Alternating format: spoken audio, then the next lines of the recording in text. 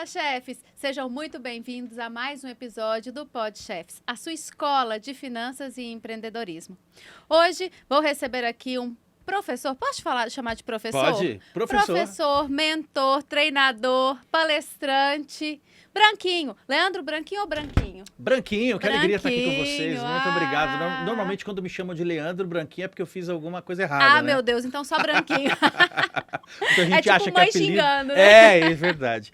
Muita gente acha que é apelido, mas Branquinho é meu sobrenome mesmo. Ah, legal. Que honra para mim Feliz demais de estar te receber aqui no estúdio. Muito Nossa. obrigado por me receber. Pessoal, hoje nós vamos bater um papo sobre vendas. Sim, um dos 3 pilares de todo e qualquer negócio. Eu falo que aqui, Leandro, a gente ensina sobre vendas, que é um dos pilares. O outro pilar é redução de custo ou controle, na verdade, de tudo aquilo que sai da empresa, custo, despesas, enfim. Uhum. E ajuste de margem, porque sem esse tripé a gente não consegue ter resultado. Como é que é o tripé? Né? Ajuste de imagem. Margem de lucro, Uhum. despesa Despesa. e venda. Maravilhoso. Se não tiver os 3 em equilíbrio, a gente não consegue ter um bom resultado aí dentro do seu negócio. Independente do ramo de atividade que você trabalha, se você trabalha na indústria, no serviço, no comércio ou no agronegócios, você precisa de vender. E hoje nós teremos uma aula prática e muito especial aqui para você, meu chefe, para você deixar cada vez seu time mais especialista e você também se tornar cada vez mais especialista em vender. Então já sabe, papel e caneta na mão, porque agora nós vamos começar uma baita aula. Mas antes, quero agradecer os meus apoiadores, Suporte Contabilidade, uma contabilidade de 24 anos de mercado, que está conosco há quase 1 ano e meio, uma contabilidade séria, sólida. E eu falo em todos os nossos episódios, Leandro, contabilidade é coisa séria. A gente não pode negligenciar a contabilidade dentro dos nossos negócios. E muitos empreendedores negligenciam, né? Eles não conhecem, não querem estudar, não querem saber, simplesmente delegam isso na mão dos contadores e nem acompanham. Então, empreendedor, fique esperto, acompanhe, saiba o que está acontecendo. E se você precisar de algum suporte, já sabe, Suporte Contabilidade. Quero agradecer também a nossa produção, Look to Store, hoje. Nossa beleza de Douglas Batista, nossos acessórios de Adriana Medeiros, sempre nossos parceiros aqui do canal, nossos parceiros que nos ajudam a fazer este canal, essa escola acontecer especialmente para você. Meu nome é Lívia Guimarães, para você que ainda não me conhece, CEO da Liberty, CEO e apresentadora aqui do Pod Chefs, consultora de empresas há quase 5 anos, trabalhei, né, na verdade, no mercado financeiro há quase 20 anos, tenho negócios aí desde a vida inteira, trabalho no comércio desde os 9 anos de idade, então assim como o Branquinho, que vai contar aqui pra gente também a sua trajetória muito precoce no mundo dos negócios, né, eu também comecei aí muito cedo no mundo dos negócios. Então vamos lá, vamos começar. Simbora? Vamos contar tudo para esse pessoal? Como começou a trajetória do Leandro Branquinho? Do Branquinho, né? Porque aqui a gente não tá. Como que começou essa trajetória? Bom, eu cresci atrás do balcão de uma perfumaria. Minha mãe era dona de uma perfumaria, meu pai tinha um salão de beleza. E eu via o carinho que a minha mãe tinha com as clientes dela. Uhum. E eu era um menino muito pidão, sabe? Eu pedia muita coisa para minha mãe. E de tanto ouvir não, porque o pai e a mãe não pode falar sim para tudo, né? Exato. De tanto ouvir não, eu falei assim, olha, quer saber, eu vou ganhar o meu dinheiro. E aí eu tinha umas revistas em quadrinho, comecei a vender na porta de casa, não deu muito certo. E aí comecei a distribuir jornal, eu procurei o dono do jornal da minha cidade e falei que eu queria ser entregador de jornal. Então acordava muito cedo para distribuir jornal e vi que aquilo dava muito trabalho e ganhava pouco dinheiro. E até que então um dia eu juntei com um amigo e eu falei para ele, vamos montar uma loja de videogame? Você tá maluco, como assim uma loja de videogame? A gente nem tem dinheiro direito. Não, não tem problema, a gente começa a alugar. Eu tinha uma caixa de sapato com fitas do Nintendo e do Super Nintendo. E naquela época a gente tinha que fazer assim pro jogo de videogame funcionar. É bom a gente não contar muito essas coisas, porque, né? Denuncia a idade, Denuncia. né? E aí eu me juntei com esse amigo e a gente montou a primeira loja de videogame do sul de Minas Gerais. Para que tudo fosse correto, a gente teve que abrir o CNPJ. Eu pedi para o meu pai e para minha mãe me levarem num cartório para que eu fosse emancipado e pudesse ter o meu próprio negócio, para que eu fosse dono do meu próprio nariz. Com Meu quantos anos? 13, com 13 anos. O meu primeiro CNPJ foi aos 13. Claro que meu pai e minha mãe, eles me apoiaram muito, eles me ajudaram muito, mas começou. Você perguntou como começou? Começou por uma insatisfação. Eu queria ter o dinheiro para comprar as minhas coisas, eu queria comprar mais jogos de videogame. Aliás, na época da loja de videogame, a maior parte do dinheiro que entrava eu reinvestia na própria loja para ter mais opções de jogos para eu jogar e para jogar com os meus amigos também. Que legal. E daí pra frente, como que foi? Depois da loja de videogames. Poxa, mas 13 anos é muito jovem. Como que Pois você é. já. Vou até voltar um pouquinho. Como que você teve essa sacada assim de já abrir um CNPJ? Porque você poderia ter feito isso de forma. Não é- Informal, né? informal. Eu ia Poderia falar ter. ilegal, não, mas informal, Pois é, sim. sim. É porque meu pai e minha mãe, eles sempre falaram para mim da importância da gente ser correto, Uhum. da importância da gente fazer as coisas certas. E, e eu quis começar do jeito certo, né? Então, eu sei que hoje em dia você pega uma adolescente de 13 anos, a gente nem fala adolescente, né? Fala de É, uma criança de criança. 13 anos, É. né? Mas a época era outra, os tempos Uhum. são outros. Hoje você não pode colocar uma pessoa de 13 anos para trabalhar. E na época era comum, as pessoas trabalhavam com 10, 11, 12, e já trabalhavam, né? Então, eu não sei te responder direito o porquê que eu escolhi, mas eu acho que foi por isso. Eu acho que foi talvez por influência do meu pai e da minha mãe de serem muito corretos com as Uhum. coisas, de tentar fazer sempre as coisas da maneira mais correta. Acredito que tenha sido isso. E aí, anos se passaram. Aí eu abri uma outra loja e essa loja virou rede, dessa rede virou operação de e-commerce e aí eu comecei a dar passos maiores do que a perna, tive que vender uma parte da operação e a pessoa que me comprou essa parte da operação falou, olha, eu compro, mas eu quero que você continue treinando os vendedores. Uhum. Porque desde muito cedo também eu dava treinamento para os meus vendedores. Então todo sábado a gente chegava nas lojas e tinha treinamento. Então sábado, todo sábado era dia de treinamento antes de abrir as portas para os clientes, né? Uhum. E, e esse fornecedor, ele adorava a maneira como a gente atendia. Não só atendia, a gente vendia muito, a gente trabalhava muito mix de produtos, a gente vendia muito de forma complementar. E então esse cara que comprou parte da operação, ele comprou na condição de eu continuar treinando os vendedores dele. E ali começou a minha carreira de treinador de vendas. E de treinador de vendas, eu entrei na faculdade, porque até então eu não tinha faculdade, já estava com 24, quase 25 anos, foi quando eu entrei na faculdade. Antes de me formar, o coordenador do curso percebeu que eu tinha jeito para dar aula, ele já me chamou para dar aula no próprio curso da universidade. Ele falou assim: olha, assim que você formar, entra logo numa pós-graduação, porque você vai ser professor aqui. E aí eu comecei a estudar mais, comecei a me Uhum. aperfeiçoar sobre didática, sobre como dar aula, como dar palestra. Nessa época eu já tinha começado um blog sobre vendas, Que época era essa? Do blog? 2008. Você fez tudo antes, 2007, né? Antes das 2008. coisas Pois acontecerem, você é, já estava fazendo, né? sim. Meu Deus! E aí, com esse blog, eu comecei a aparecer e uma das pessoas que me viu foi o Raul Candeloro. O Raul Candeloro, ele era dono e editor da revista Venda Mais. Eu era Uhum. assinante da revista, já tinha ido em eventos da Venda Mais. E como ele viu que eu estava fazendo um trabalho consistente no blog, ele me chamou para ser colunista.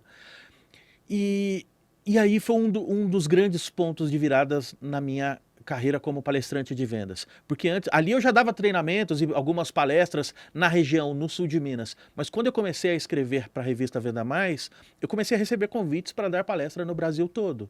E aí conheci muita gente legal, conheci muitos outros palestrantes que me inspiraram. Fiquei amigo das pessoas que eu era fã, fiquei amigo dos meus ídolos. Então foi muito legal ter é, feito um pouco de parte da revista Venda Venda Mais. mais. E desde então, eu tive outros negócios, já investi em algumas empresas, já tive outros tipos de trabalho, mas sempre trabalhando com treinamento de vendas, com palestras de vendas. Saí da universidade, parei de dar aula na universidade e aí comecei a viajar o Brasil de forma muito consistente, né? Em 2016 você teve um projeto incrível, Sim, né? É, foi o melhor vendedor do Brasil. e isso foi uma expedição, né, que você foi do Exato. Iapoca ao Chuí? É isso aí. Eu saí da minha cidade, no sul de Minas Gerais, em Três Corações. De lá eu desci até chegar no Chuí, na divisa com o Uruguai, e de lá eu subi até chegar no Oiapoque, no norte do Amapá. Lívia, a cada cidade que a gente parava, a gente parava as pessoas na rua e a pergunta era: quem é o melhor vendedor que você conhece? Ou qual lugar aqui na cidade o atendimento é bom? Tem alguma loja, tem alguma empresa que faz diferente aqui na cidade? E aí o objetivo era encontrar essas pessoas, era Aham. conversar com essas pessoas e saber o que elas faziam de tão diferente assim. Uma pergunta que eu fiz para muita gente é: quem você conhece, qual lugar te dá um bom atendimento aqui na cidade? Ah, na loja tal, na empresa tal. Bacana. Quem te atendeu bem lá? Ah, fulano, fulana, vendedor tal, vendedora tal. E aí vinha a pergunta mais interessante: por que o atendimento dessa pessoa é tão bom? E aí eu comecei a colocar isso numa planilha, para ver o que as pessoas faziam de diferente para que os clientes dissessem que o atendimento ali foi muito bom. O que você acha que é o principal ponto? É saber ouvir? Saber ouvir tem muito a ver com isso, sim.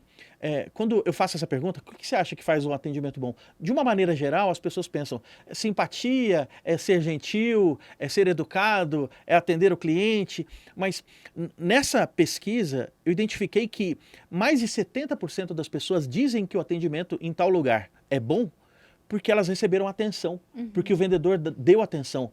Mas dar atenção não parece ser uma coisa tão básica? É, e Mas tipo, não parece obrigação de todo mundo que vai, né, vai atender um cliente, vai receber alguém, dar atenção? Mas se muita gente fala que o atendimento foi bom porque recebeu atenção, é sinal de que tem muita gente que não faz nem o básico, que não dá atenção. Exatamente. Né? Então, essa expedição em busca do melhor vendedor do Brasil, ela foi transformadora para mim. Porque além de conhecer gente incrível, além de ver as diferentes maneiras de comprar e vender por todo o Brasil, eu fiz uma lista com os 200 melhores vendedores que eu conheci e comecei a categorizar e ver o que essas pessoas têm de diferente. E Então, tem semelhança, assim, obviamente, fora a questão da atenção, mas quando você conversava com todos esses vendedores, tinha semelhança no atendimento de um com o outro ou não? Cada região do país se comportava, enfim, atendia de uma forma diferente? o atendimento, ele costuma modificar muito a cada 100 quilômetros. A cada 100 quilômetros você já percebe que o sotaque muda, que a comida muda, mas o jeito de comprar e vender também. Mas tem uma coisa que não muda, que é brilho nos olhos, que é entusiasmo, que é disposição, que é fazer as coisas com amor. Isso não muda. Aliás, eu fiz uma lista com esses 200 melhores vendedores. E eu descobri que eles têm 3 características em comum. Uma delas é a criatividade. Os melhores vendedores que eu conheci nessa expedição, eles fazem alguma coisa diferente da concorrência, ou diferente do colega, ou de alguma maneira eles são fora da curva, fazem algo realmente criativo. O segundo ponto é ser consistente. É fazer o que precisa ser feito, é conhecer sobre o produto, é saber característica, benefício, vantagem, é entregar o que promete, é ser correto com o cliente. E a terceira característica é colocar o coração no trabalho. Sem sombra de dúvida, os melhores vendedores que eu conheço, eles fazem as coisas com amor. Ou amam a empresa que trabalham, ou amam o produto que eles vendem, ou o serviço que eles prestam, ou simplesmente amam resolver o problema das pessoas. Que legal. E você percebe que hoje o consumidor ele está diferente do que era, por exemplo, em 2016, quando você fez essa expedição, principalmente pós-pandemia, que a gente também vai falar disso, que a pandemia foi uma virada de chave dentro aí do seu negócio, mas quando a gente fala que as vendas, ela precisa ter consistência, enfim, a gente precisa colocar o coração nas vendas, e que precisa conhecer também do produto ou do serviço que está prestando, enfim, percebe que hoje está diferente a exigência do consumidor ou está diferente a capacitação dos vendedores? Tem algumas coisas que não mudam. Quer ver só? A gente só compra, o cliente de uma maneira geral, nós como clientes, a gente só compra de quem a gente confia. A gente não compra de quem a gente não confia. A gente só compra de quem a gente conhece. É muito difícil você fazer um negócio com uma empresa que você nunca viu na vida, ou com um vendedor que você não conhece, ou com uma pessoa que você nem sabe qual é a procedência do que ela está vendendo para você. E a gente compra de quem a gente gosta, de quem a gente se identifica, de quem se parece com a gente, de quem tem um sotaque parecido, de quem, de alguma maneira, faz parte da mesma tribo, do mesmo grupo. Isso não muda. O que mudou é que hoje a gente tem tecnologia, hoje a gente tem mais pessoas utilizando a internet, hoje a gente tem mais pessoas conectadas. E aí fica mais fácil as pessoas conhecerem outras pessoas, fica mais fácil os clientes se conectarem com outros fornecedores. Então hoje a concorrência ela é global, hoje a concorrência ela não é mais só no bairro. Por mais que ainda tenha gente que realmente prefere o olho no olho, eu acho que nunca vai deixar de existir o ponto de venda fixo. Né? Sim, a gente gosta de ver outros seres humanos, né? Mas ainda assim, hoje é possível você conhecer produtos da China, produtos dos Estados Unidos, produtos da Europa, que você não teria conhecimento em 2016, por exemplo. Mas hoje, como a internet ela é muito mais rápida, os celulares são super modernos e hoje está praticamente tudo quanto é empresa conectada, então você passa a ter acesso que você não tinha. Ou seja, a concorrência aumentou. Mas tem uma outra coisa que aumentou. Aumentou também a possibilidade do vendedor, do empresário, do lojista, do empreendedor chegarem mais clientes, vender para mais pessoas. Então, o jeito de comprar e vender de 2016 para cá, eu acredito que não mudou. O que mudou foi a aceleração em alguns processos, a aceleração na digitalização, a aceleração em fazer com que as pessoas conheçam você ou não. Que legal. Eu percebo que o varejo, principalmente o varejo presencial, ele anda muito preocupado porque alguns, né, a maioria deles, principalmente quando se tratando de pequenos comércios, enfim, não estão conseguindo acompanhar o avanço tecnológico. E aí eles colocam toda uma responsabilidade ou eu não quero falar culpa, mas eles colocam a razão de repente não estar tendo aquele resultado que esperam porque não estão dentro da internet ou porque agora a internet, está todo mundo comprando na internet, a internet é isso e aquilo. Mas eles não aproveitam as oportunidades, né? Porque da mesma forma que a internet trouxe inúmeros desafios, ela também trouxe inúmeras oportunidades. Né? Você percebe isso ao longo das andanças aí que você faz ao longo do nosso país? Tem muita gente reclamando.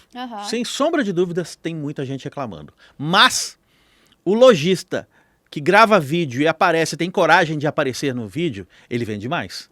O lojista que tem um vendedor que um monte de gente reclama lá, ou então tira onda, lá de blogueirinha, né? Digital influencer, quando é que você vai fazer recebidinho e tirar onda com a pessoa? Essa pessoa que faz esse vídeo, eu tenho certeza, ela está arrebentando de vender, ela está vendendo mais. E se não está vendendo bem agora, ela vai colher o resultado disso muito rapidamente, porque não tem mais volta. As pessoas não vão parar de consumir vídeo, as pessoas não vão parar de acessar redes sociais e internet. Então, quem está reclamando é porque...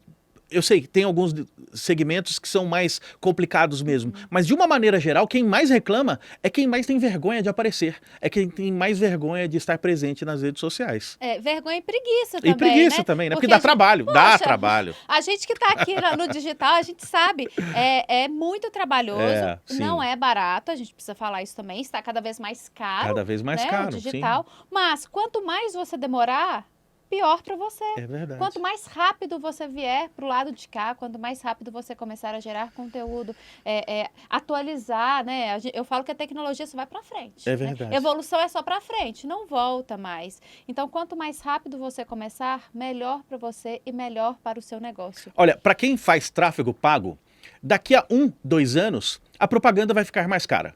Para quem trabalha de maneira orgânica e produz conteúdo, daqui a 1, 2 anos, o trabalho vai ter que ser dobrado. A régua vai estar muito mais alta. A régua vai estar mais alta. Então, quanto mais demorar para investir em tráfego pago, para produzir conteúdo, para estar presente nas redes sociais, mais difícil vai ser. Então, eu falo isso com conhecimento de causa. Eu comecei sozinho, hoje eu tenho muitos seguidores no Instagram, no TikTok, nas redes sociais. Tem uma galera que me acompanha nas redes sociais. Mais de 1,5 milhão de seguidores, né? Se somar tudo, dá mais de 1,5 milhão. Sim, se somar, gente, sim. Que chique. Mas hoje é impossível eu fazer isso sozinho. Hoje tem um time que trabalha comigo, tem uma galera que me ajuda. Eu comecei sozinho, mas ainda assim tem algumas coisas que eu não deixo de fazer. Eu tenho a minha rotina de, no mínimo, 20 minutos por dia, todo dia, de consumo de conteúdo. Meu TikTok é maravilhoso. Eu abro o meu aplicativo de TikTok, só aparece vídeo incrível para mim. Então, pelo menos 20 minutos por dia, eu consumo conteúdo para ver o que eu posso me inspirar, como eu posso adaptar o que os meus concorrentes estão fazendo, concorrentes não do Brasil, concorrentes de fora, para ver como é que eu posso utilizar desse conhecimento que está disponível na internet ao meu favor. E tem gente que usa a rede social só para passar tempo, usa a rede social só para se divertir, para se entreter. Não tem nada de errado com isso, mas o meu celular é uma ferramenta de trabalho. Eu quero me entreter, eu quero me divertir, eu sento no sofá da minha casa, ligo o YouTube na televisão. Aliás, dá até para ligar o TikTok na televisão, mas no meu celular só tem vídeo incrível. Por quê?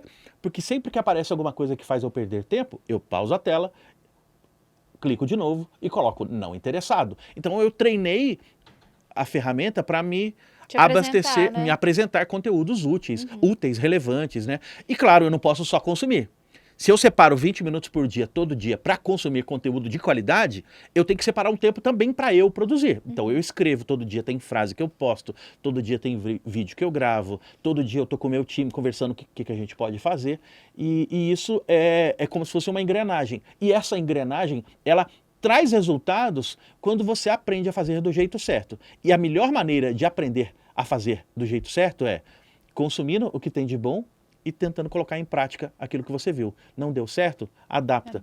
Deu certo? Replica aquele formato.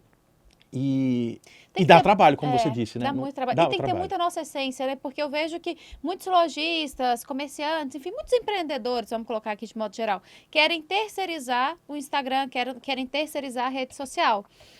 Contratam pessoal de marketing, né? Pessoal de social media, agência, enfim, para gerenciar a rede social dele. Só que não tem essência, né? E sem a nossa essência, não vai. Então, o empreendedor, ele precisa dedicar, sim. Falo que ser empreendedor hoje é muito difícil, né? Porque antigamente a gente tinha que colocar o sentido na operação. Né? Um cabeleireiro, por exemplo, ele tinha que fazer o quê? Chegar no horário certo, atender a cliente, deixar o serviço dele maravilhoso. Hoje não.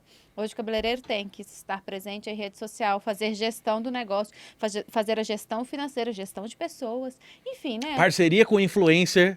Aí você tem que pensar de forma estratégica, enfim. Hoje a gente a gente tem uma parcela de execução do trabalho que ela é dividida com mais um monte de tarefas, né? E se não tem a nossa essência, não vai. Né? Você sente isso também dentro do seu negócio? Com certeza, com certeza. Então, assim, apesar de ter gente que me ajuda, eu tenho uma redatora que trabalha comigo. Olha que legal. Mas não é ela que escreve os meus textos. Eu escrevo, corrige, ela me ajuda a corrigir, ela me ajuda a otimizar. Então, por que eu tenho essa redatora, que eu contratei essa redatora? Porque eu percebi que eu precisava escrever muito. Então, ela me ajuda a aumentar a minha produção. E muitas vezes saem muitos erros que, se eu não passo para ela, não funciona. Então, a gente tem que pedir ajuda quando a gente chega num determinado tamanho. Mas vindo para cá, Lívia, eu estava escutando um podcast de um cara que falava o seguinte: não tem jeito de você... Não tem... A palavra que ele chama poderosíssimo ninja. Eu vi ele pela internet essa semana, não conheci esse cara, e ele falou um negócio que eu achei muito legal. Não existe substituto para o corre. Você tem o seu corre, você tem o seu trabalho, você tem algumas coisas que você sabe que precisa ser feita, não tem substituto. Você não pode terceirizar aquilo que você sabe que é mais importante para você. E hoje em dia, qual empresa sobrevive sem ter vendas? Nenhuma. É impossível. E hoje em dia, uma das maneiras da gente aumentar as vendas é estando presente aonde o cliente está. Onde o cliente está? Na maior parte das vezes no celular. Se é B2B, ele está no LinkedIn. Se é B2C, ele está no Instagram, no TikTok, no YouTube. Então a gente precisa estar no celular dos clientes em potencial. E não tem substituto para o corre. A pessoa tem que pedir ajuda quando for necessário, se ela tem dificuldade, mas ela tem que colocar exatamente isso que você falou, Lívia, que é dar a tua essência, dar a sua cara, porque se você terceiriza tudo, fica uma coisa meio que pasteurizada. Eu sei que tem agências e agências, né? Tem algumas agências que fazem um trabalho muito bom, mas não adianta você contratar uma pessoa para fazer tudo sozinha se você não der o teu toque, a tua essência. Porque os clientes que já compram de você, eles compram por causa de você. E as pessoas que estarão na internet, que vão te encontrar na internet, elas também vão comprar se você mostrar quem é você, né? Exatamente. E como você vê a evolução do varejo para daí 2, 3, 5 anos. A gente fala hoje 5 anos como um período, né? Nossa, daqui 5. Passa assim, né? Pois Mas hoje, como a tecnologia, o avanço tecnológico de modo geral, é tudo muito rápido. Muito rápido. Então a gente já fala 5 anos como se fosse longo prazo, né? Quer ver só, quando começou a pandemia? Março de 2020. Quanto tempo faz? Já vão fazer 4 anos. É. E parece que foi ontem, né? Passa muito rápido. Então, assim, como que você vê todo esse processo do varejo, do comércio, daqui 2, 3, 5 anos? Eu tenho certeza que daqui a 2, 3, 5 anos, as pessoas não vão usar menos celular. As pessoas não vão consumir menos vídeos. As pessoas vão consumir mais vídeos, as pessoas vão consumir mais redes sociais. E se o lojista, o empresário, de qualquer segmento, não só do B2B, não só do varejo, não só, eu ia falar B2C, né? Não só do varejo, mas todos os segmentos que não estiverem de alguma maneira no celular do cliente vão perder negócio. E você perguntou como é que eu vejo o varejo principalmente, né? De 4 anos para cá, muita coisa mudou, porque no momento em que tudo foi trancado, muitas empresas foram obrigadas a estar no Instagram, muitas empresas foram obrigadas a abrir o WhatsApp. De 2020 para trás, a minoria das empresas tinha um WhatsApp. Não era todo mundo que tinha o WhatsApp na vitrine, o WhatsApp na fachada da loja divulgando, era a minoria. E aí de 2020 para cá, praticamente todas as empresas têm um WhatsApp, né? O WhatsApp, sem sombra de dúvida, é a ferramenta que os brasileiros mais gostam de usar, mais utilizam, e hoje em dia muitos clientes acabam começando ali o processo, começando ali a tua jornada de compra pelo WhatsApp. É uma incrível ferramenta para vendas, né? Se ela for bem administrada, né?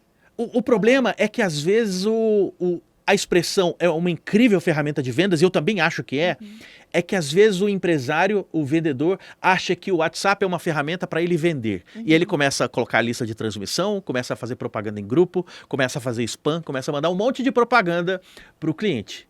E se você que está vendo a gente faz isso com frequência, fique sabendo, você é um chato. As pessoas odeiam receber propaganda todo dia. O WhatsApp, ele é uma ferramenta que pode gerar vendas, mas ele é uma ferramenta de conversa.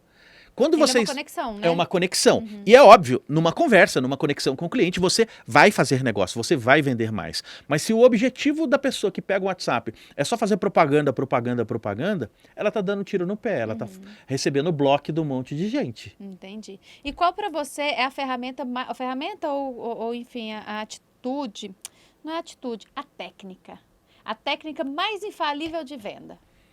A técnica mais infalível de venda, não tenha dúvidas, que é prestar atenção no cliente. Quando a gente presta atenção no cliente, a gente descobre por que ele está procurando. E quando a gente faz perguntas, prestando atenção no cliente, a gente descobre qual é o problema do cliente.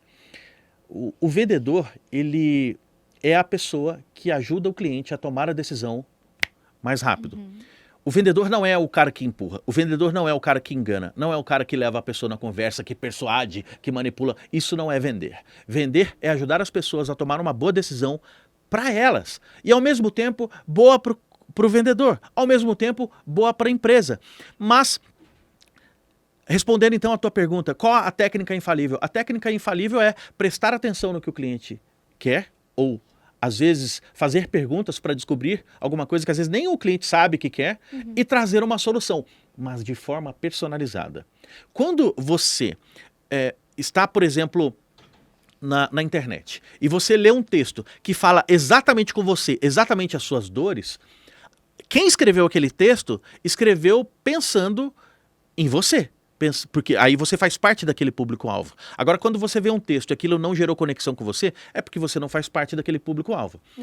Já numa venda pessoal, não importa se é para outras empresas ou para o consumidor final, o vendedor, ele não tem que sair falando tudo que ele tem. Ele tem que fazer algumas perguntas para descobrir como ele pode personalizar a venda. Porque a gente consegue vender muito mais quando a gente fala a língua do cliente. E para a gente falar a língua do cliente só tem uma forma, é escutando o cliente primeiro. É o básico bem feito? Mas assim, tem muita gente que vai para vendas achando que a pessoa tem que ser boa de papo, achando que a pessoa tem que saber falar, achando que a pessoa tem que ter boa aparência e ter simpatia. Tudo isso ajuda, tudo isso ajuda. Mas prestar atenção no cliente não é uma coisa que é ensinado de verdade. Muitas pessoas começam a trabalhar em vendas e elas não entenderam ainda ou não ensinaram para elas, pessoas que nunca fizeram um treinamento de vendas, um curso de vendas de verdade, né? Tem muita gente que não aprendeu, que tem que fazer perguntas, que tem que descobrir o que o cliente, qual é o objetivo por trás do cliente e é muito fácil da gente identificar isso no dia a dia. O cliente fala, eu quero tal coisa, tá aqui. Quanto custa tal coisa? Custa tanto. E aí o vendedor não faz nenhuma pergunta. Ao agir dessa forma, ele passa a ser desnecessário. Porque se o cliente pergunta quanto custa e o vendedor fala o preço, por que tem um vendedor? Era só colocar um robô, coloca ali uma automação, coloca um software para responder. Barato. Sai muito mais barato. Agora, por que eu acredito ainda na presença do vendedor? Porque nem sempre o que o cliente está pedindo é tudo que ele precisa. Quando tem um vendedor que faz perguntas, ele pode melhorar a experiência do cliente oferecendo produtos complementares, oferecendo produtos adicionais, ou ainda oferecendo um produto mais barato, ou ainda um produto melhor que vai realmente resolver o problema daquele cliente. Porque às vezes nem o cliente, nem o próprio cliente sabe exatamente aquilo que ele precisa. Ele sabe do problema que ele tem para resolver, mas não necessariamente de como ele vai resolver aquele problema. Às vezes ele chega perguntando uma coisa ou querendo alguma coisa, mas que a gente tem uma solução melhor para ele, né? E vendedor, ele tem que ser profissional, né? Então, vendedor, empreendedor precisa estudar. Eu vejo que o dentista estuda a vida inteira, o médico estuda a vida inteira, um profissional de marketing estuda, mas o vendedor não estuda.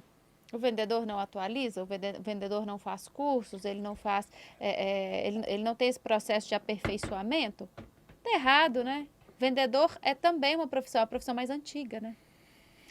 Pois é, e o vendedor que não estuda, ele... De uma maneira geral, eu percebo que muitos vendedores não estudam. E eu percebo, às vezes, até que o vendedor fala assim, eu sempre fiz assim, sempre deu certo assim, eu sempre vendi, já tenho um monte de cliente que elogia o meu trabalho, que compra comigo, eu bato minha meta.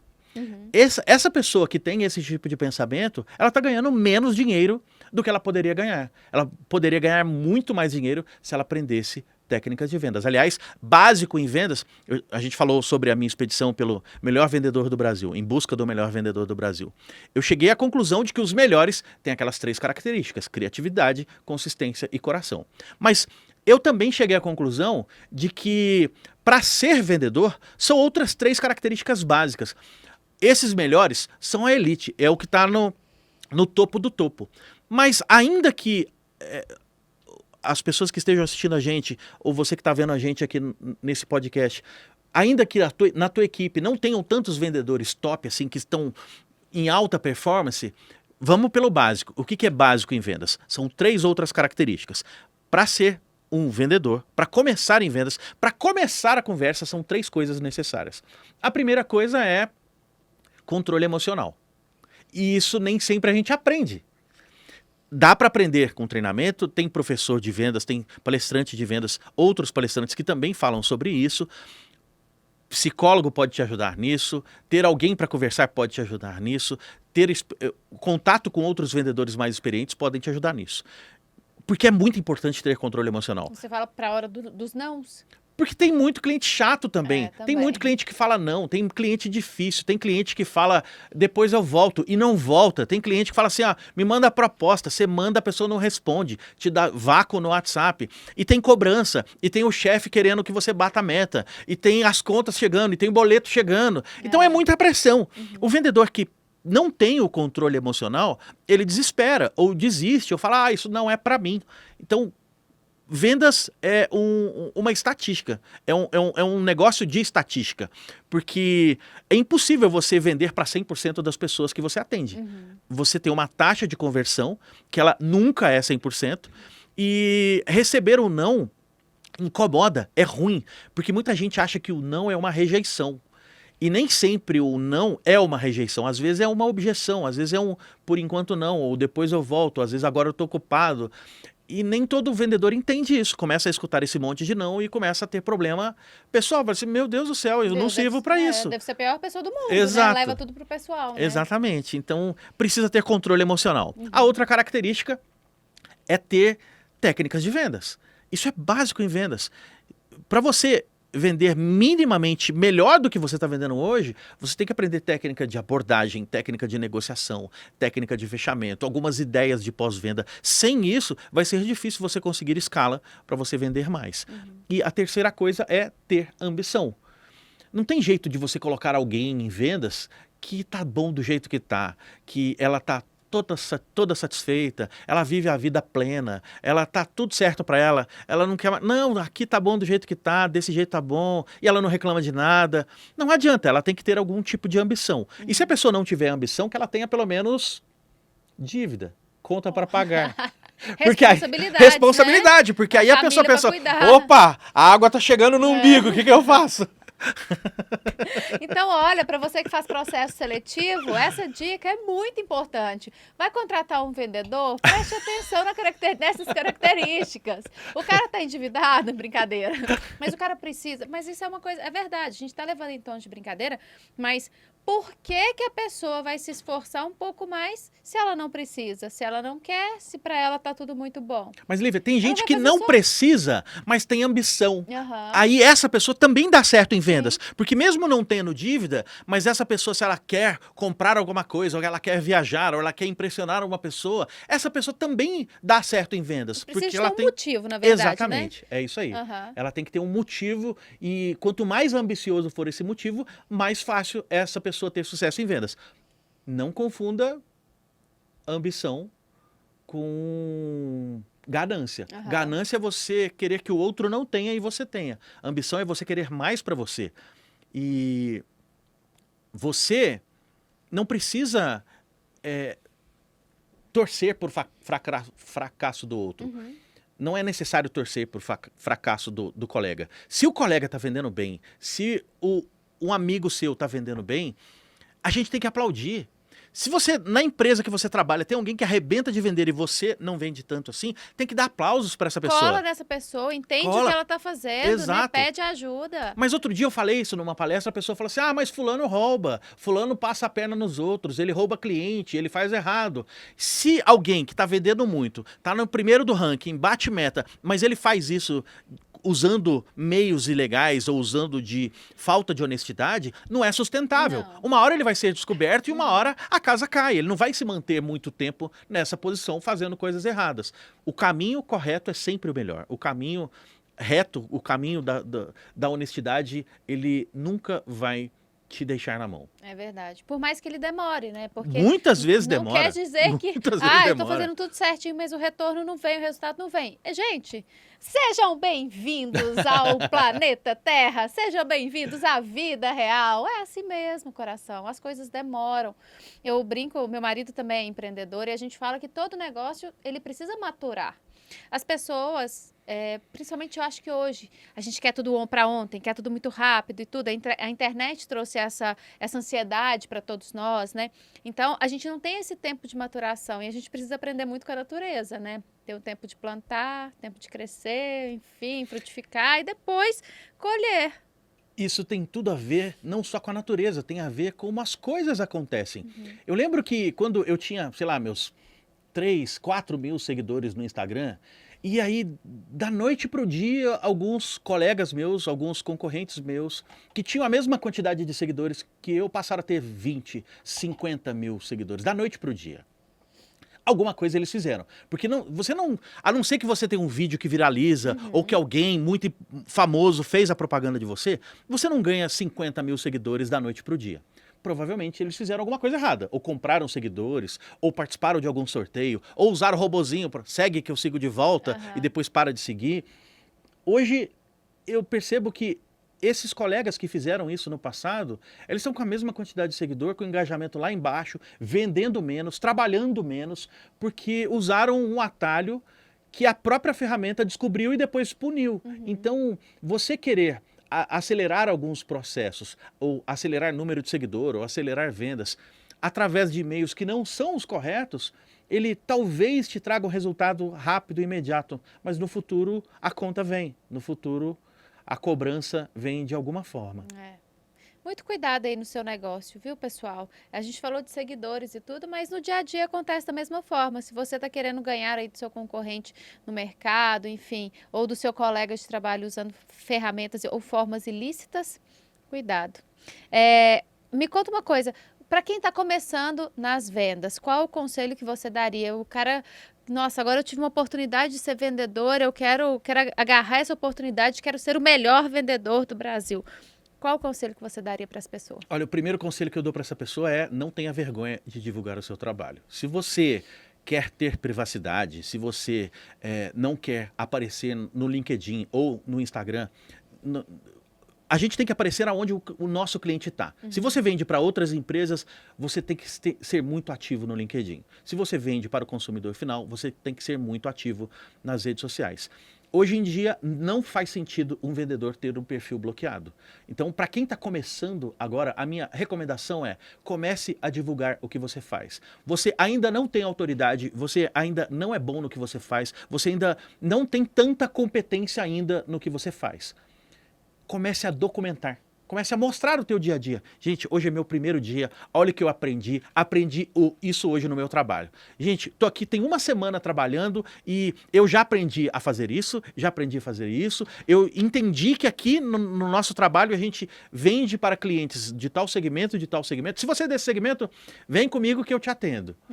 E se essa pessoa começar a documentar o processo de aprendizado dela, eu tenho certeza, ela vai acelerar esse processo de aprendizado, sem contar que ela vai acelerar também a criação de autoridade que ela tem. Olha, que legal. Menino, você acabou de me dar uma ideia aqui no canal que a gente ainda não faz. Olha, vamos começar a documentar o nosso processo de desenvolvimento do PodChefs. É isso aí. Quando que legal. E você pode fazer isso no teu Instagram pessoal, caso você já tenha. E se você realmente quiser separar as coisas, cria um Instagram só para isso. Ou um LinkedIn só para isso, né? A porta de entrada para quem está começando nas vendas hoje, você diria que são as redes sociais? Eu não diria que é a porta de entrada, porque hoje em dia é possível vender para algumas pessoas que nem estão na internet. Ainda existe o mercado de porta a porta que é muito grande. Ainda existe o mercado no agro de clientes que só compram de vendedor que bate porteira. Mas eu já escutei de muito produtor rural, por exemplo, o seguinte: eu não aguento mais vendedor bater na minha porteira. Porque se eu for atender todos os vendedores que vêm aqui, eu não trabalho. E aí o produtor rural, o pequeno produtor rural, ele já se ligou que ele também precisa fazer compra pelo WhatsApp, pelas redes sociais.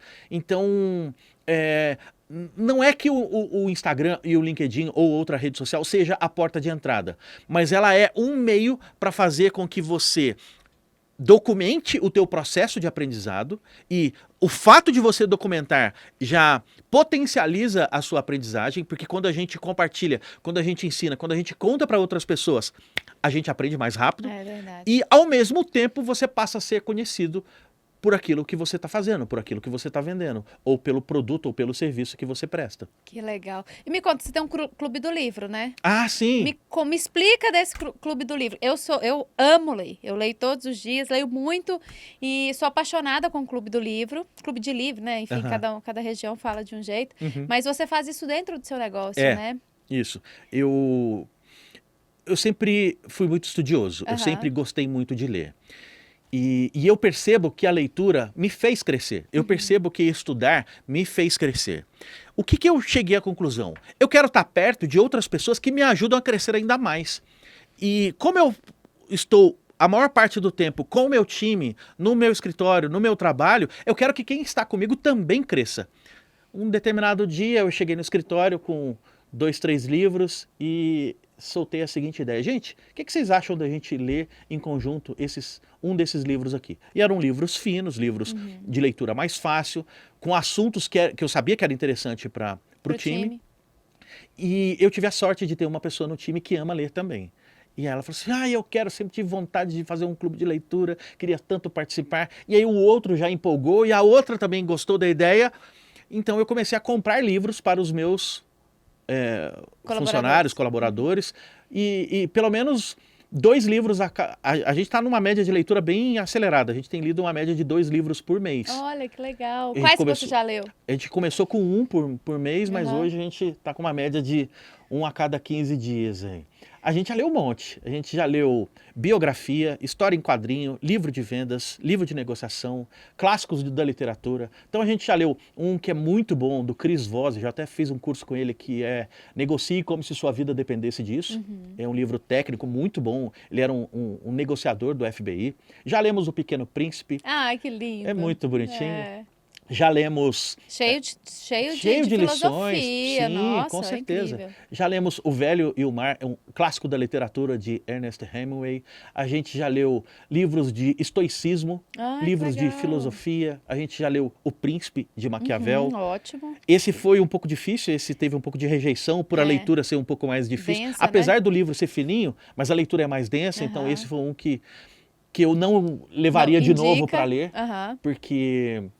E claro, assim, a gente teve todo um cuidado para explicar qual momento aquele livro foi escrito, para quem que ele foi escrito. Não é um livro para manipular as pessoas. Cuidado com o que está escrito aqui. É, mas ele não é pra isso, né? É. Mas as pessoas usam pra Pois isso, é, pois né? Então a gente já leu muitos livros legais lá. Aham. Então no momento que a gente está gravando esse podcast, esse ano a gente já leu 7 livros. Olha só, que É. legal. E quais que você indica para a turma que está aí, para os empreendedores que quiserem também fazer o Clube do Livro nos seus negócios? É um momento de interação muito gostoso, né, na turma. Muito gostoso. Eu tenho algumas recomendações. Para criatividade, tem um livro que é muito bom, do Austin Kleon, se chama Roube como um Artista. Um dos melhores livros que eu já li de criatividade, eu já li um monte, mas esse é um dos melhores. E desse tamanho, né? Facinho de ler, Ele, né? na verdade, ele é grossinho, Mas ele é mas poucos... as letras são muito grandes, tem ilustração, ilustração. então é um livro muito fácil de ler.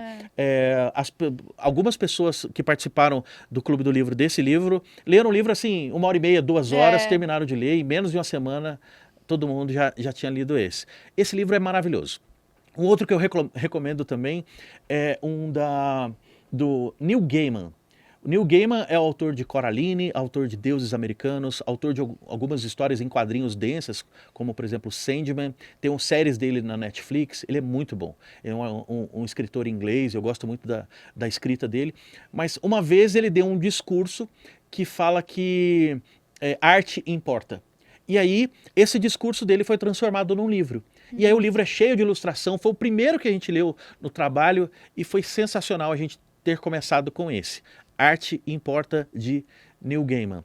Esse que eu citei também é muito bom para quem trabalha com vendas, que é o Negocie como se sua vida dependesse disso, do Chris Voss, que é maravilhoso. Mas eu vejo que você também desfoca um pouco Dos do negócios core de vocês, vendas. das vendas, enfim. Até para trabalhar bem o processo criativo, eu suponho, né? Exatamente. Porque senão a gente fica tão ligado ali na operação do negócio, estudando só aquilo, que outras coisas não vêm, né? No meu time, eu tenho uma equipe diversa. Não é todo mundo que é vendedor. Então, se todo mês eu levo um livro de vendas, vai acabar gerando um certo tipo de rejeição para algumas pessoas. Então, é importante a gente variar o tipo de leitura e sempre dá para tirar alguma coisa que serve para o trabalho, sempre dá para a gente tirar alguma lição que a gente utiliza no dia a dia. E mesmo que não tenha uma lição, de repente o bate-papo já aproxima as pessoas, já faz com que as pessoas se unam um pouco mais e se soltem um pouco mais no trabalho. E aí eu comecei a documentar o Clube do Livro. E você faz isso só com o seu time ou traz os seguidores, enfim, o pessoal que te acompanha também junto? A ideia é transformar isso num produto, a ideia é chamar pessoas do Brasil inteiro para participar com a gente pela internet, mas por enquanto eu estou fazendo só com o meu time, já tem mais de um ano que a gente está fazendo, então eu estou documentando o processo. Ah, que legal! E algumas coisas já estão disponíveis em www.clubedolivro.pro. Nesse endereço não tem nada para você comprar, não tem nada para você fazer cadastro, a gente está simplesmente documentando algumas coisas que a gente tem feito por lá. Que legal. Olha, ele é a prova viva de que o processo funciona, né? Exato. Tanto que você coloca em prática, né? E falando em prática, vamos para a parte prática das vendas. Hoje eu percebo que as pessoas reclamam tanto do comércio, enfim, mas afinal de contas, como que o empreendedor consegue aumentar as suas vendas? O que ele pode fazer para aumentar as vendas? A gente vende mais quando a gente se torna mais conhecido. Então você precisa fazer alguma coisa para se tornar mais conhecido. Se você não for bom de marketing, chama alguém que seja. Se você não conhece nenhuma pessoa que seja, faça parceria com alguma digital influencer. Se não tem nenhuma digital influencer que você conhece, contrate uma agência para te orientar, para te dar alguma orientação para que você comece, para que você, de alguma maneira, seja mais conhecido. As pessoas preferem comprar de quem elas conhecem. Não significa que os clientes compram dos seus conhecidos. Não é isso. A gente precisa ser conhecido. Não é que seus parentes, seus amigos mais próximos vão comprar de você. Na maioria das vezes eles não compram. É mais fácil a gente fazer um cliente se transformar num amigo do que transformar um amigo no cliente. Postei isso no final de semana. Mas também não adianta reclamar. Exatamente essa frase. Mas não adianta reclamar, meus amigos não compram, minha família não apoia. Você não tem que pedir apoio de ninguém, você tem que mostrar que você é bom no que você faz. Muito bem. E quando você divulga e mostra que você é muito bom em resolver o problema dos clientes, os clientes vão vir. Então, a primeira recomendação é: seja mais conhecido, se torne uma pessoa mais conhecida. Então grava vídeo, impulsione as postagens que você faz. E uma dica muito boa é: não impulsione qualquer postagem, não faça propaganda de qualquer postagem. Tem gente que fala assim: essa daqui deu pouca curtida, vou colocar um dinheiro. Não faz isso não. Você tem que impulsionar aquela que deu muita curtida. Porque quando você coloca dinheiro nas postagens que já viralizaram, essa postagem vai chegar para muito mais gente e vai trazer clientes de verdade. Quando você impulsiona uma postagem que as pessoas organicamente não gostaram, você está só desperdiçando dinheiro. Então, primeira coisa, se torne mais conhecido. Pagando, fazendo propaganda, tráfego pago, digital influencer, divulgando o seu trabalho, dando a cara a tapa. A segunda coisa é: mostre que você é confiável. Mostre que você entende do assunto. Se você tem certificado, mostre. Se você faz curso, posta. Se você resolve o problema das pessoas, mostre o antes e o depois. Se tem depoimento de cliente, dá print e posta. Peça avaliação para as pessoas no Google. Quanto mais avaliações positivas você tiver no Google, mais fácil você vai ser de ser encontrado. E se a pessoa deu uma avaliação negativa, responde. Não deixa aquela pessoa no vácuo. Mostra que você se importa. Construa a sua credibilidade pouquinho a pouquinho. É muito fácil você destruir uma credibilidade e é muito difícil você reconstruí-la. Por isso é importante a gente todo dia fazer alguma coisinha para gerar a credibilidade nas pessoas. E o terceiro ponto é: seja uma pessoa legal, porque já tem gente chata demais, já tem gente que reclama demais. O mundo já tá bem chato, né? O mundo já anda muito chato. Então, só honestos. de você ser uma pessoa legal, só quando você mostra que você se importa, você já sai na frente de muita gente. Porque hoje em dia, muita gente está preocupada só com o próprio umbigo. Então, quando você dá atenção para o cliente de verdade, nas redes sociais ou presencialmente, por exemplo, você está numa loja, o cliente chegou, aquele é teu horário nobre. Para tudo que você está fazendo para dar atenção para aquela pessoa. Aliás, você não deveria estar no celular, no ponto de venda, se o teu objetivo é atender clientes que entram. Se você vende para empresas, você deveria se conectar de verdade com outros clientes pelo LinkedIn. Meu cliente não está no LinkedIn, então vai para o Instagram. Meu cliente não está no Instagram. Grava vídeo, manda pelo WhatsApp. De alguma forma, aquela pessoa está conectada. Então, a gente tem que mostrar que se importa. E às vezes, para mostrar que se importa, basta prestar atenção. Você está conversando com o cliente reclamou de alguma coisa, e aí no dia seguinte, ou 2 dias depois, 3 dias depois, você viu alguma notícia sobre aquilo que ele está falando. Pega a notícia e manda. Ou então, o teu cliente compartilhou que ele fez uma viagem, vai lá e curte, comenta, pergunta como foi a viagem. Ou o cliente compartilhou nas redes sociais que é aniversário da filha, manda presente para a filha, dá os parabéns, grava um áudio, grava um vídeo e manda. Fulana, filha do ciclano, eu tô gravando esse vídeo para te dar os parabéns. Quase ninguém faz isso. Por quê? Porque isso dá trabalho. Mas é um trabalho que traz resultado. Por que ele traz resultado? Porque as pessoas estão cada vez mais carentes. Então, quando elas encontram alguém que mostra que se importa, essas pessoas deixam de ser clientes e se transformam em fãs. Né? Então, respondendo a tua pergunta, as pessoas compram de quem elas conhecem, de quem elas gostam e de quem elas confiam. Ai, que legal. Voltamos para o início. E o que a gente fala? O que a gente pode fazer quando o cliente fala que vai pensar? Quando o cliente fala que vai pensar, de uma maneira geral, o cliente está só colocando uma desculpa para não comprar de você. Eu sei É claro, é óbvio, tem cliente que realmente precisa pensar, precisa de outras pessoas para ajudar na tomada de decisão, ou a venda é uma venda mais complexa. Mas, de uma maneira geral, quando o cliente fala que vai pensar, ele está só dando uma desculpa para pesquisar num outro lugar. Está só dando uma desculpa para ver se realmente ele pode. Como é que a gente faz quando o cliente fala que vai pensar? A primeira coisa é concordar. Tudo bem, pode pensar. Eu sei que essa é uma decisão que você precisa de tempo. Mas você sabia que eu sou especialista nesse produto? Você sabia que eu vendo para várias empresas que atendem o mesmo segmento que o teu? Eu entendo tudo sobre o teu negócio. Eu posso te ajudar a pensar. Qual que é a sua dúvida? Conta para mim o que exatamente falta para você pensar que eu te ajudo a chegar nessa solução. Quando você demonstra com confiança que você tem condições de ajudar a pessoa, você vai descobrir qual é a real objeção. Se a pessoa realmente tiver que pensar e precisar consultar outra pessoa, ela vai falar nessa hora. Ou às vezes a pessoa vai falar assim, não, sabe o que é? É que eu vi um parecido no concorrente mais barato. Aí você tem a possibilidade de falar dos diferenciais do seu, de falar do que você é diferente da concorrência, falar de qualidade, de garantia, de construção do produto. Então, toda vez não, mas boa parte das vezes, quando o cliente fala que vai pensar, é mentira. Ele não precisa de tempo para pensar. Ele está só arrumando uma desculpa para fazer um orçamento na concorrência. Vou repetir. Alguns clientes, sim, realmente precisam de mais tempo para pensar. Mas quando o vendedor mostra confiança que ele está ali para ajudar o cliente a pensar, fica mais fácil vender para esse cliente. Ai, que legal. Adorei. Eu quero só, antes da gente encerrar, porque nosso tempo aqui voa, né? Contextualizar que eu fui fazer umas compras de umas cadeiras para minha casa esse final de semana e eu fiquei muito impressionada com o mau atendimento que a gente teve. Porque nós chegamos na loja, a vendedora, ela estava morta de preguiça e tudo que a gente perguntava, ela falava, eu vou olhar e vou te mandar pelo WhatsApp. Olha. Eu vou olhar e vou te mandar pelo WhatsApp. Nitidamente, ela queria despachar a gente da loja. Ela não queria sequer escutar aquilo que a gente estava falando. Daí, obviamente, ela não mandou nada pelo WhatsApp, a gente deixou o número lá, ela não mandou nenhum orçamento, nenhuma resposta. Eu me interessei muito num quadro lindo que tinha lá.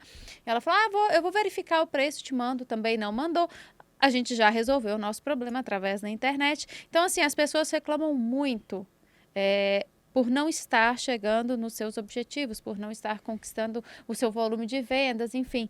Mas será que o dono, por exemplo, deste estabelecimento está sabendo como o seu cliente está sendo atendido quando ele chega na sua loja? Porque eu saí da minha cidade, andei 80 quilômetros para ir nesta loja especificamente, tirei um sábado de manhã e quando eu cheguei, da hora que eu cheguei lá até a hora que eu fui embora, a vendedora queria me dispensar, queria me mandar embora mesmo. Então, assim, não adianta também a gente investir num negócio bom, investir num produto bom, de qualidade, com preço legal, se na hora do tete a tete ali, na hora da experiência do cliente, ela for ruim, né? Então, você que está aí de casa, você empreendedor que nos ouve, nos assiste, enfim, cuide do seu time, treine o seu time. O Brasil não tem uma cultura de treinamento. A gente quer que os vendedores cheguem prontos no nosso negócio e não é assim que acontece. Treine, invista, dê suporte para eles, porque senão todo o esforço que você faz, todo o dinheiro que você coloca no seu negócio, ele vai embora na hora do sim, na hora do atendimento ao cliente. Isso que você falou tem tudo a ver com o treinamento que eu fiz no ano passado. Eu fiz um treinamento no Disney Institute, lá na Califórnia, fui lá na Disneylândia, conhecer bastidores, foi muito legal. E um dos caras que inventou um processo que hoje em dia é famoso, que até no Brasil tem várias empresas que fazem isso, foi o Walt Disney. Ele colocava um chapéu, ele colocava um sobretudo, se disfarçava e ia para o parque para ver como era o atendimento. Ele foi um dos primeiros caras que fez o cliente oculto. Então, é muito importante que o empresário, que o líder, que o dono de um negócio, que o empreendedor, saiba da importância de também fazer cliente oculto. Porque quando você não sabe como está o atendimento no dia a dia, como é que você vai cobrar? Não tem como você cobrar aquilo que você não mede. E uma das maneiras de medir atendimento é com cliente oculto. É isso mesmo. Pessoal, Estamos chegando ao fim de mais um episódio do nosso canal. Quero agradecer, Leandro. Mentira. Quero agradecer, Leandro, Branquinho, tá tudo certo.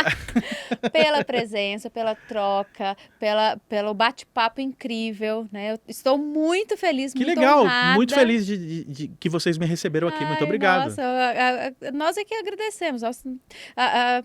Eu adoro quando a gente consegue fazer essa troca assim no canal, sabe? E foi muito especial de verdade pra gente. Que coisa boa. Muito obrigada. Muito obrigado. Quero agradecer você que está aí de casa, que nos assiste, que nos ouve. Pedir, porque eu esqueci no início do episódio, eu fiquei tão ansiosa, né, para que a gente começasse. Mas inscreva-se. Pague aí o ingresso do nosso episódio, inscreva-se em nosso canal, curte, comenta, ative as notificações, divulgue, acesse as redes sociais do Podchefs, no Instagram, Podchefs, _ as minhas, liviaguimarães.finanças, a do Branquinho. Eu tenho um pedido para fazer muito especial para Pode, você que por está favor. assistindo a gente também. O meu pedido especial é, você prestou atenção no que a Lívia falou? Prestou atenção? Tá sendo muito legal esse bate-papo, não tá? Então que tal você seguir @podchefs_. A minha recomendação também é seguir @liviaguimarães.finanças. liviaguimarães.finanças. Certo? Ela deu o recado, eu reforço para você. Se você gostou desse bate-papo, se inscreva no canal também. E se você quiser continuar o bate-papo comigo, é só me procurar nas redes sociais, @LeandroBranquinho. TikTok, Instagram, YouTube. LinkedIn, YouTube também é YouTube. bem legal. Sim, obrigado. Né? Bem legal, parabéns. E a frase do episódio de hoje é: o primeiro cliente do dia que deve ser convencido que o seu negócio, produto e serviço é bom é você mesmo. Se você não se convenceu disso ainda, primeiro convença-se, para depois você sair aí para o time, né, para o campo de vendas e bater todos os seus recordes de venda. Um beijo, muito obrigada e até o próximo episódio.